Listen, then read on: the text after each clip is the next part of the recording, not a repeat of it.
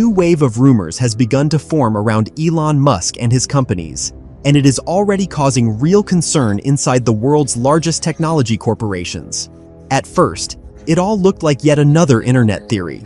A few insiders, a couple of mysterious publications, unusual job listings from Neuralink and XAI, as well as unexpected statements from Musk himself that smartphones in their current form will one day disappear.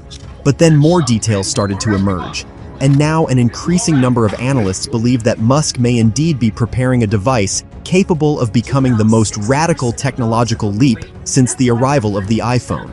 According to several sources close to XAI and Neuralink, the companies are jointly developing a fundamentally new AI chip that is intended to literally turn the human body into a fully functional computing interface.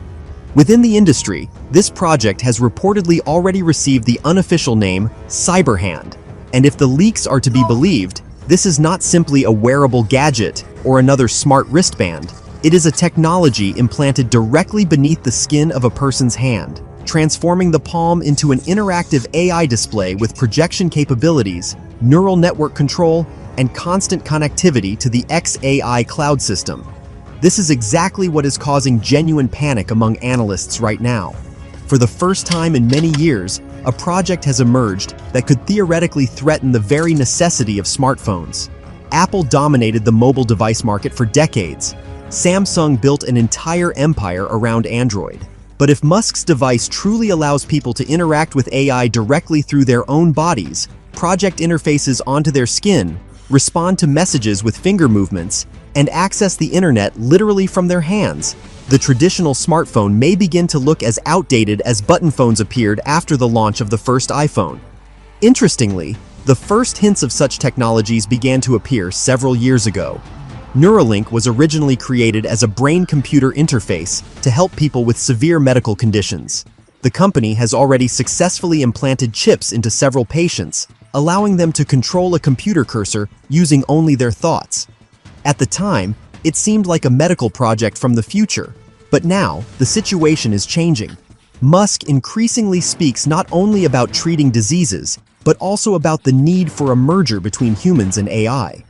According to him, artificial intelligence is advancing so rapidly that humanity will have to find ways to integrate with machines. Otherwise, people will begin losing to neural networks in virtually every area.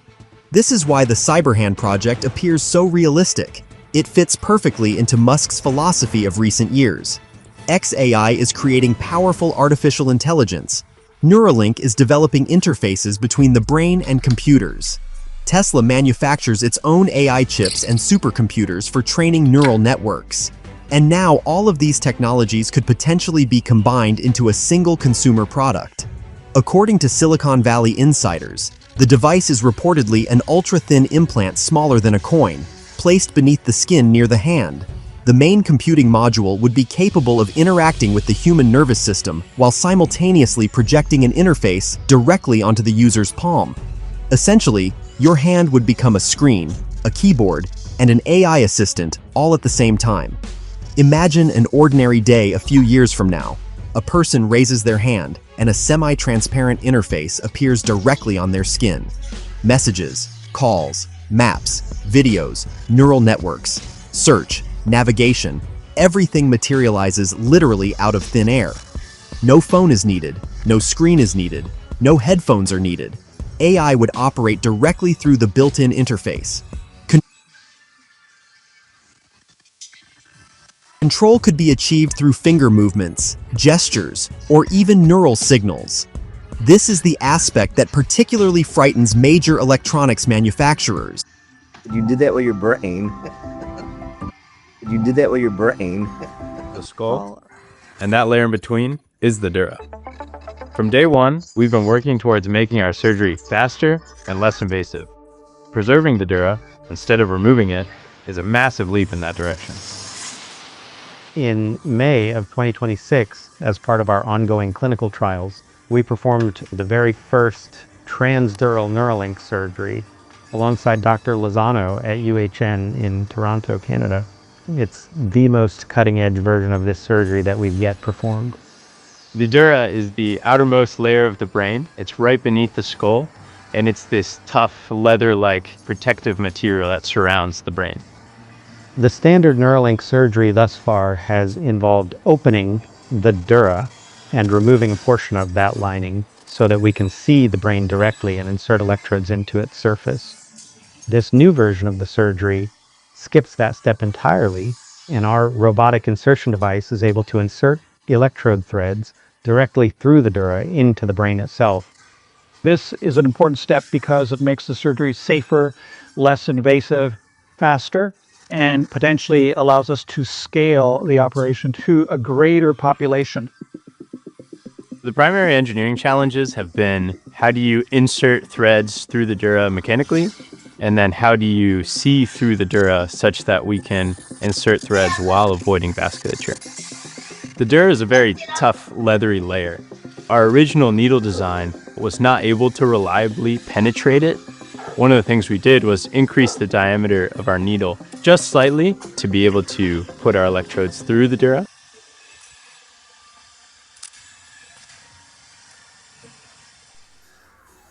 Facts, Part 663. In January of 2024, 29-year-old Nolan Arbaugh became the first human to receive a Neuralink brain implant after being paralyzed in a diving accident. Though the surgery was celebrated as a milestone, things quickly unraveled. 85% of the device's threads retracted from his brain, crippling its function. Neuralink scrambled to deploy emergency software fixes just to keep it working, allowing Nolan to play chess and move a cursor with his thoughts. The surgery carried serious risks, including infection, brain damage, and long-term complications. Arbaugh's implant was never removed, and the company hasn't disclosed the full extent of its ongoing effects. Morbid Facts, Part 663. In January of 2024, 29-year-old Nolan Arbaugh became the first human to receive a Neuralink brain implant after being paralyzed in a diving accident. Though the surgery was celebrated as a milestone, things quickly unraveled. 85% of the device's threads retracted from his brain, crippling its function. Neuralink scrambled to deploy emergency software fixes just to keep it working, allowing Nolan to play chess and move a cursor with his thoughts. The surgery carried serious risks, including infection, brain damage, and long-term complications. Arbaugh's implant was never removed, and the company hasn't... All right, Shalom. First and foremost, want to give our praises, honor, and glory to Yahweh, Ba'Shem, Yahushai, Ba'Hashem, Rekah HaKodash. Double honors to the apostles, the bishops, and the elders of Great Millstone who rule well. Peace, blessings, safety to you elect out there. It's the brother Yeshaya. And this is a quick Motb/Neuralink update.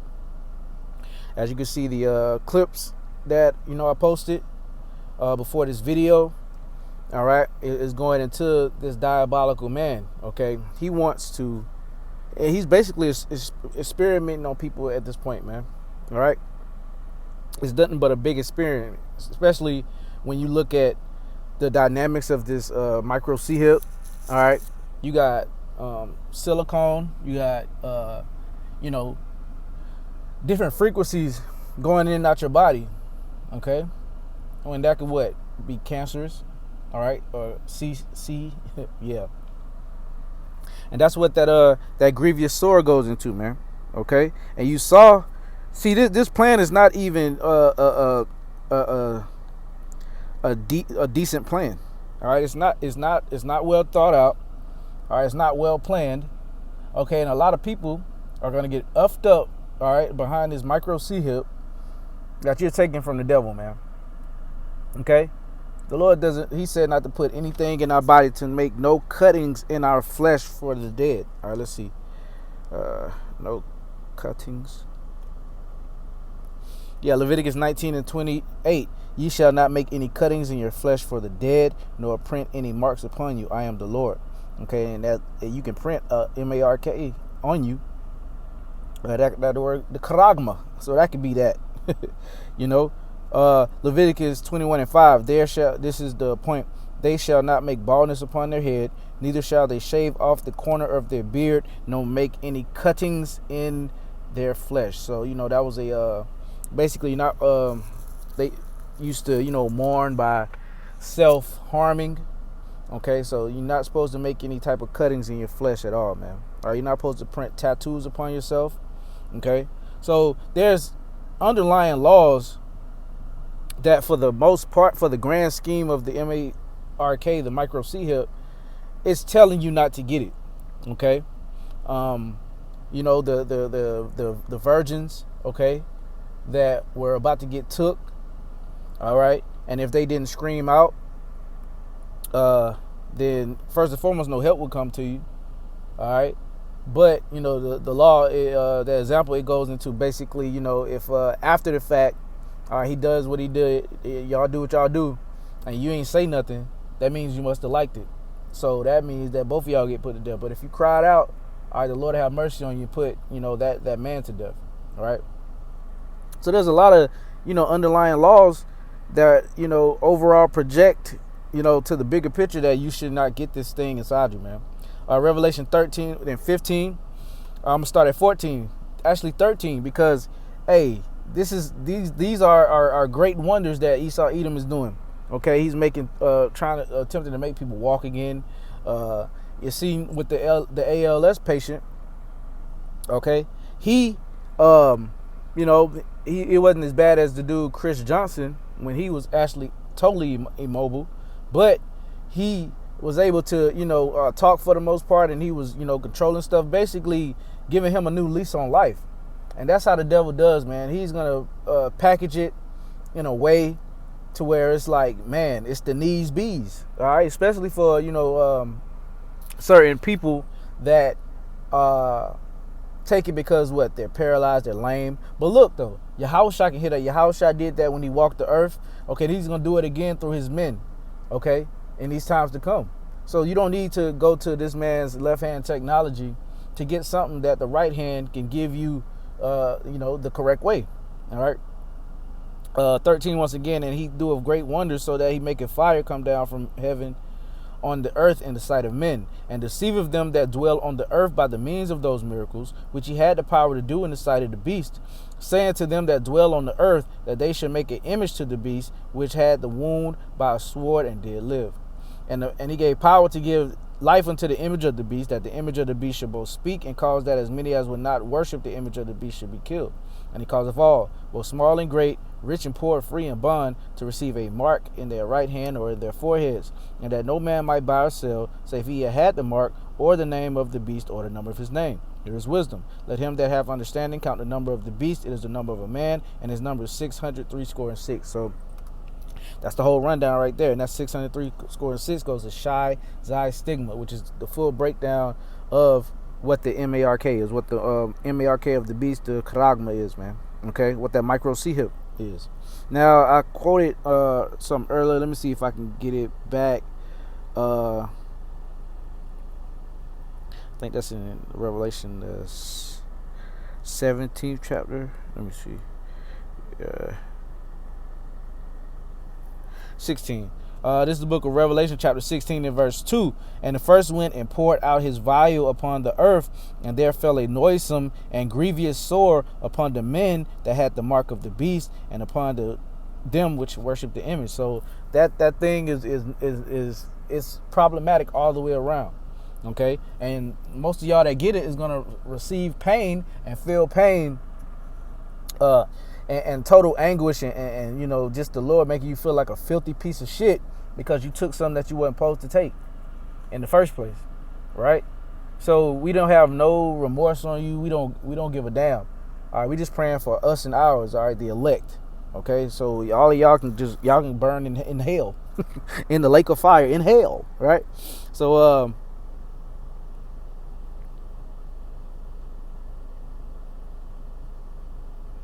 and we pray to the Lord, all right, for him to what? Keep us away from the wicked man, okay? Because this man, he's diabolical, and his plan goes deeper than you think, man. They've been, you know, working on this, man.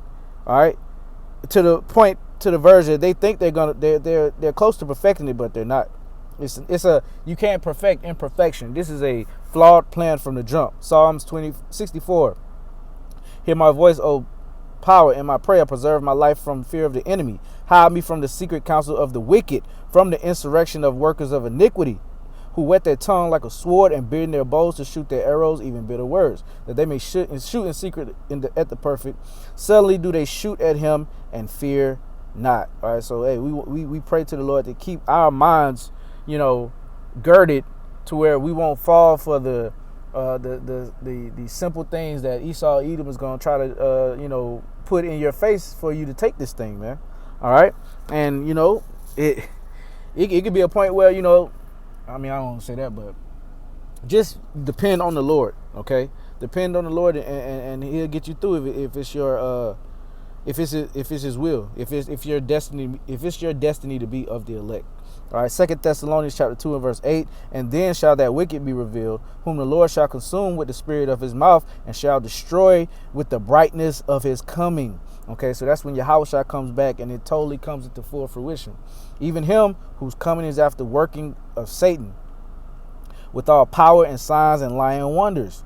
Okay, so this is something that Satan he's pushing, because this, first and foremost, this is the Most High's program. Okay, but if it was left up to Satan, he would probably think of something this way anyway, because this is full left hand. Basically, Satan is the ambassador for this thing, man. Because it just screams evil, screams rebellion, right? And even him whose coming is after working of Satan with all powers and signs and lying wonders, and with all deceivableness of unrighteousness in them that perish, because they receive not the love of the truth, that they might be saved. So we're giving you the love of the truth right now, man. Okay, that you might be saved, because we don't even know, all right, what our destinies is, man. But we pray to Yahweh B'Hashem Yahushua that He's gonna keep us in these days to come, man. Keep us in our families if it be His will. So I'm going to end it with that. Lord willing, it was edifying, quick, straight to the point, giving all praises, honor, and glory to Yahweh B'Hashem Yahushua. Double honors to the apostles, bishops, elders, a great millstone.